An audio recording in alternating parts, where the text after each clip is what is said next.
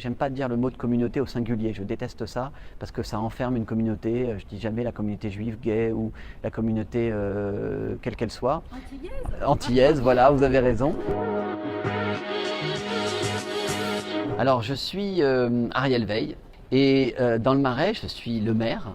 Et puis j'ai un autre métier puisque j'ai deux activités, deux casquettes.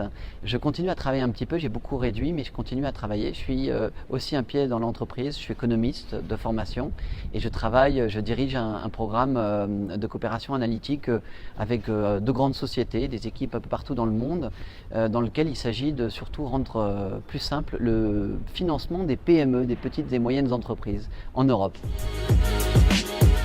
Je suis un enfant du Marais. Je suis ici chez moi, dans le quartier où j'ai en partie grandi et où j'habite depuis 20 ans. Je me suis installé ici il y a 20 ans, mais avant ça, c'était le quartier de plusieurs générations en famille. C'était le quartier surtout de mes grands-parents qui sont arrivés en France et ont posé leurs valises ici. C'est le quartier de tous leurs amis. Et il m'arrive encore d'ailleurs de passer rue des Rosiers, de me faire pincer la joue par des commerçants qui ont été des amis, des enfants d'amis de mes grands-parents.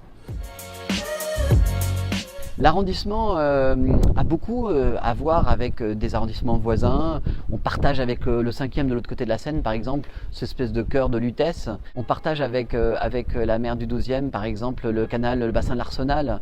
Je partage beaucoup, évidemment, avant tout, avec mon voisin du 3e, avec Pierre Heidenbaum, puisque à nous deux, on a le Marais.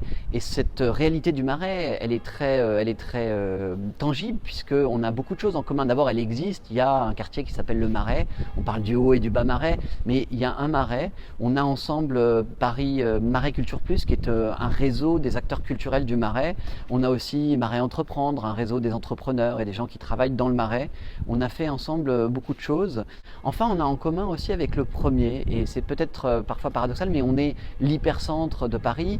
Ils ont le Louvre, on a Centre Pompidou et Notre-Dame, et je crois qu'on concentre une grande partie des touristes, mais on concentre aussi, et ça c'est moins connu souvent, on concentre des quartiers qui sont très contrastés socialement, en termes d'âge. On a des gens, on a une population âgée et une population jeune qui sont toutes les deux plus supérieures à la moyenne nationale et même à la moyenne parisienne, ce qui veut dire qu'on a une pyramide des âges que j'entends absolument conserver. C'est une grande richesse pour nous d'avoir cette diversité, d'avoir pas mal d'aînés et aussi beaucoup de jeunes. On veut absolument les garder. J'adore me promener dans les petites rues, dans les rues étroites du Marais. J'adore ces petits passages, des toutes petites rues que vous pouvez très bien imaginer. Ce sont des très anciennes rues. Dans le Marais, on a tout. On a Haussmann sur la rue de Rivoli. Et puis, on a des petites rues qui n'ont pratiquement pas bougé, même certaines, quelques maisons encore du Moyen-Âge. On a toutes les strates successives de Paris. On a d'ailleurs plusieurs enceintes. Philippe Auguste, Charles V, on est en train d'en sortir une là, vers Sully. Et j'aime bien ça, j'aime bien l'étroitesse et les percées, j'aime bien la Seine et les petites cours d'hôtels particuliers. Donc j'aime me promener, j'aime entrer dans un Porsche quand un Porsche est ouvert, m'y glisser.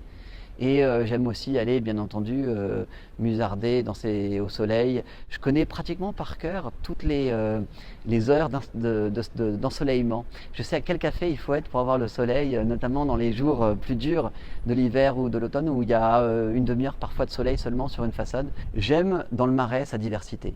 Ça a toujours été un lieu de refuge, c'est un lieu qui a un patrimoine exceptionnel, mais qui a connu des vagues successives de mode, de faveur et de défaveur, on le voit déjà sous Balzac, mais qui a une constante, je crois, dans l'histoire en tout cas récente. C'est un lieu d'accueil, c'est un lieu refuge. Ça a été longtemps le rôle de certaines paroisses. Ça a été évidemment le cas pour les immigrés de partout, y compris les immigrés juifs. Et ça a été un lieu d'accueil. On a un petit Chinatown dans le Marais. On a à beaucoup de moments été un lieu refuge aussi pour les différentes communautés LGBT. Et ça doit rester le cas. On est le lieu de la diversité.